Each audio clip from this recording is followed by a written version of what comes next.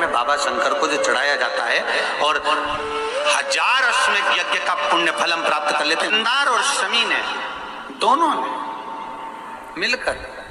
भगवान शिव की आराधना करी और देवादिदेव महादेवों ने वर दे दिया,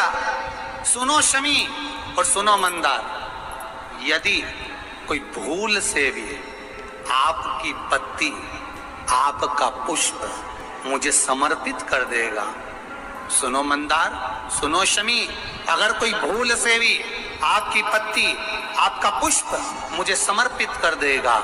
उसे 1000 अश्वमेध यज्ञ के स्नान का जो पुण्य होता है वो एक क्षण में प्राप्त होगा।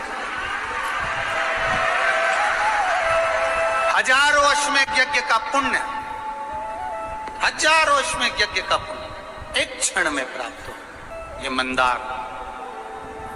ये शमी, 1000 अश्वमेध यज्ञ का पुण्य एक साथ। शमी की पत्ती देखिए आप लोगों ने, जम के तो बोले जरा, देखिए मंदार पुष्प भी देखा हुआ है। अब शमी की जो पत्ती होती है, उस शमी की पत्ती को भगवान देवादिदेव महादेव पर चढ़ाने का, शमी की पत्ती जो होती है उस शमी की पत्ती को चढ़ाने का एक नियम भी होता है। थोड़ा सावधानी से सुनना इस नियम को, जो आपके जीवन को सार्थक बना सकता है। शमी की पत्री को चढ़ाने का एक नियम है, बड़ा सुंदर नियम, आपके जीवन में उतारने लगा। महाराज, जब सारा श्रृंगार मेरे देवादिदेव महादेव का हो जाए, बहुत ध्यान से सुनना, ये प्रसंग आया नहीं पहले, आज अगर कुबेरेश्वर बाबा की पावन धरा पर यह प्रसंग निकला है तो उसको ध्यान से सुनिए। पत्ती, शमी की जो पत्ती होती है, उस शमी की पत्ती को कब, कैसे और कहां चढ़ाना चाहिए,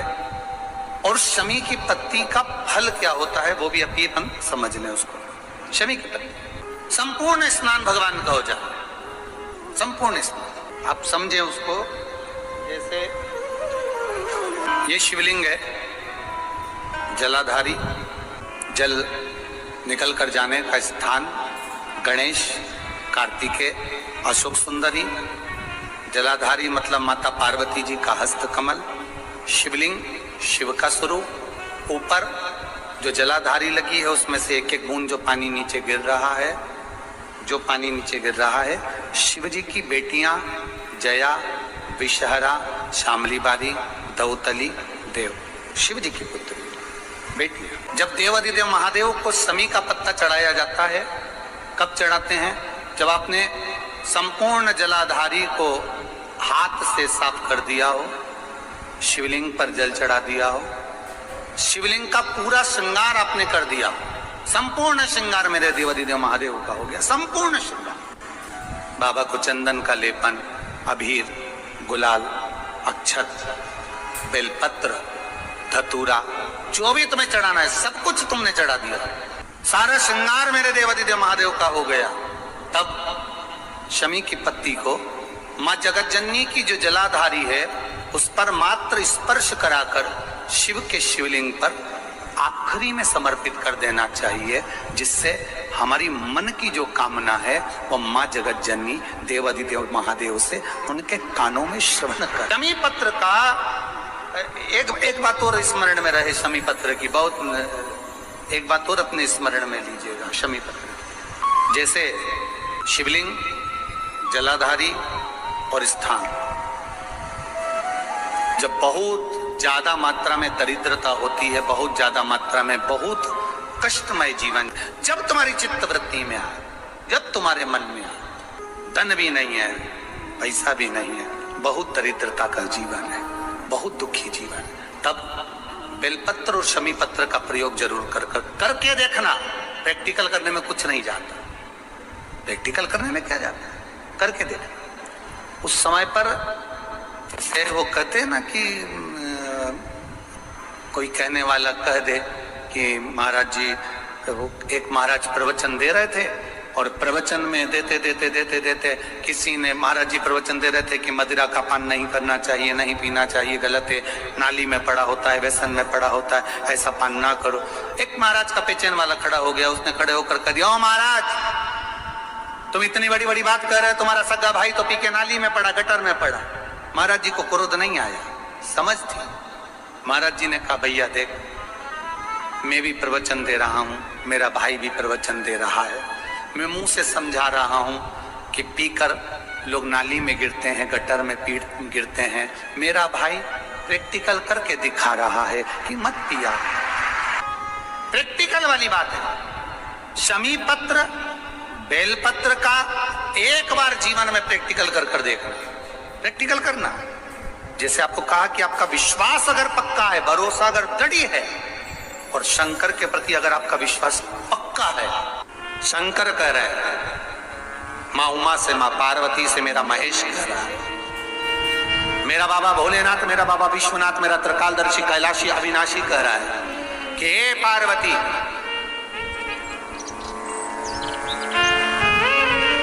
एक पीला एक बेल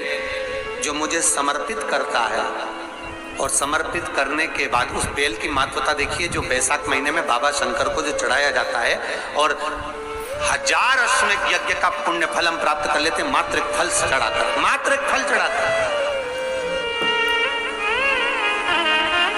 हे पार्वती,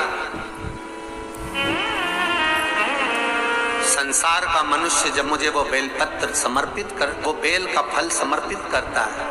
पार्वती वो फल जो मुझे चढ़ता है, फिर मैं भले नर्मदा के जल से निकला हुआ कंकर शंकर क्यों ना हूं, फिर चाहे मैं गंगा के जल से निकला हुआ कंकर शंकर क्यों ना हूं, चाहे फिर मैं यमुना के जल से निकला हुआ कंकर शंकर क्यों ना हूं, चाहे मैं सरयू के जल से निकला हुआ कंकर शंकर क्यों ना हूं, चाहे मंदाकिनी के जल से निकला हुआ कंकर शंकर क्यों ना हूं, हे पार्वती, फिर जो भी शिवलिंग पर वो बेल समर्पित होता है, वो बेल उठाकर जीव अपने कार्य में ले सकता है। ये माँ उमा से कह रहा है। तो उस बेल की महत्वता जानेंगे। अब अपन उस बेल को जानने के लिए वापिस स्कंद पुराण में चले, तो स्कंद पुराण में लिखा हुआ है कि जो बेल बैसाख के महीने में शंकर को चढ़ाया जाता है,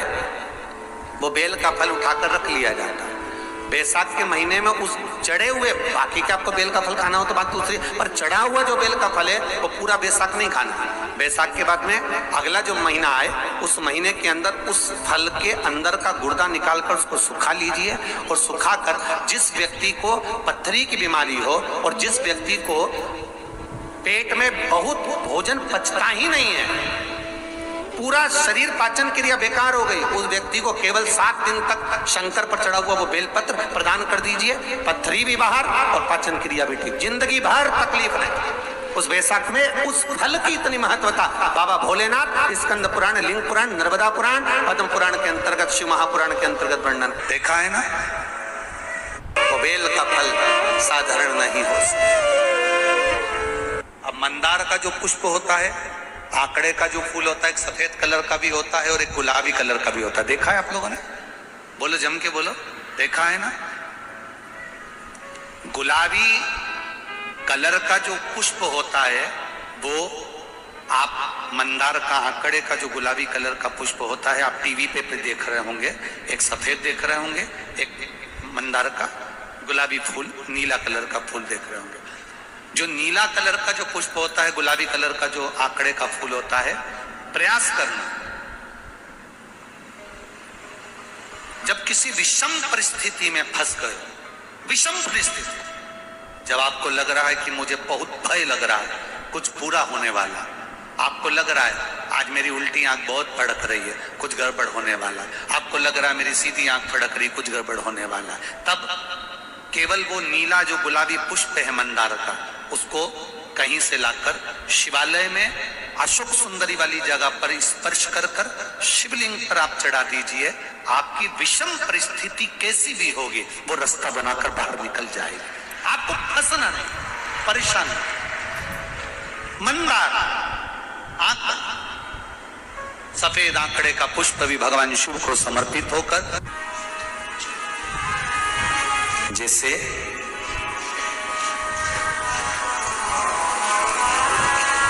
बेले के फल का गुर्दा, बेल का जो फल होता है, बेलपत्री का फल, उसका जैसे गुर्दा, उसके अंदर का जो भाग होता है बेल का, वो गुर्दा, उसको अग्नि में जलाकर उसकी भस्म तैयार कर कर छान कर जब जब आपके यहां विद्वान ब्राह्मण शिव जी का अभिषेक कराते हैं, पूजन कराते हैं, तो उसमें लिखते हैं पूजन के साहित्य में बेलपत्री, धतूरा, दुर्वा, ये उसमें नीचे लिखेंगे भस्म। लिखते कि नहीं लिखते? लिखते हैं ना, भस्म अभिषेक में चाहिए रहती है। तब उस भस्म का थोड़ा सा भी भाग आप अगर शिव को समर्पित कर रहे हो तो ये जान लें कि शंकर मनवांछित फल प्रदान कर रहे हैं। शिव फल प्रदान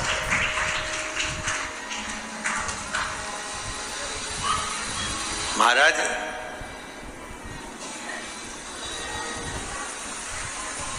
बेलपत्री के वृक्ष के नीचे बैठकर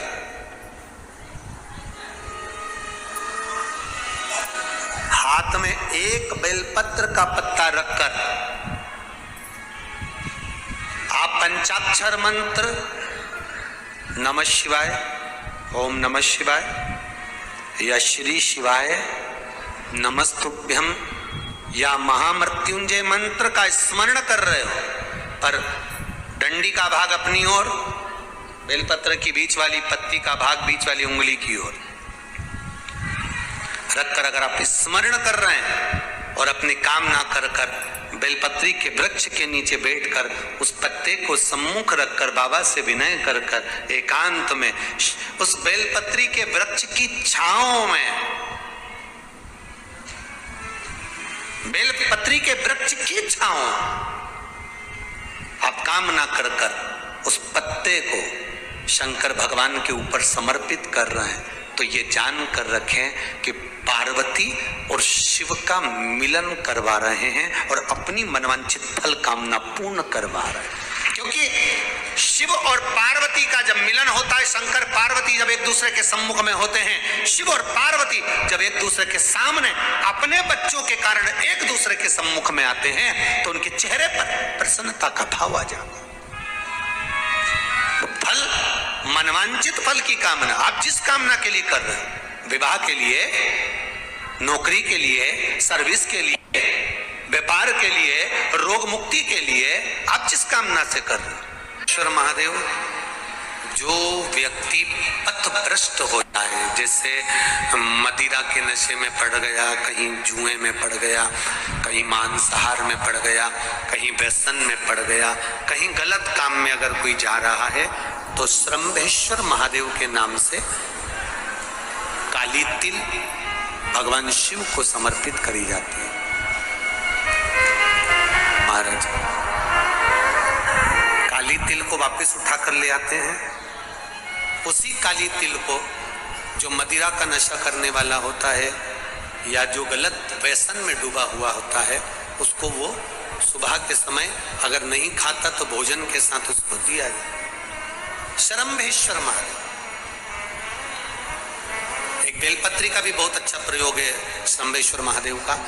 मदिरा पीने वालों के लिए, मांसाहार, व्यसन में, जुए में, वेश्यावृत्ति में, पर नारी में, गलत जगह पर जो डूबे रहते हैं उनके लिए।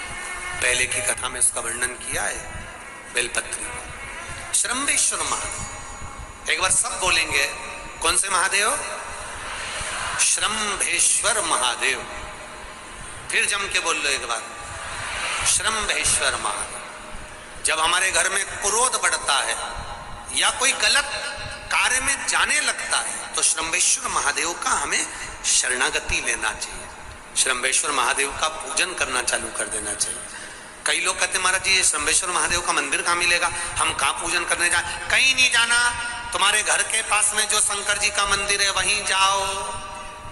उसी देवालय में, उसी मंदिर में जाओ, श्रंभेश्वर महादेव के नाम से जल चढ़ाना प्रारंभ करेंगे। वो जल जो गलत संगत में पड़ा हुआ है उसका आचमन कराना प्रारंभ करेंगे, अपने आप उसकी धीरे धीरे बुद्धि सुधरना प्रारंभ हो जाएगी। ऐसा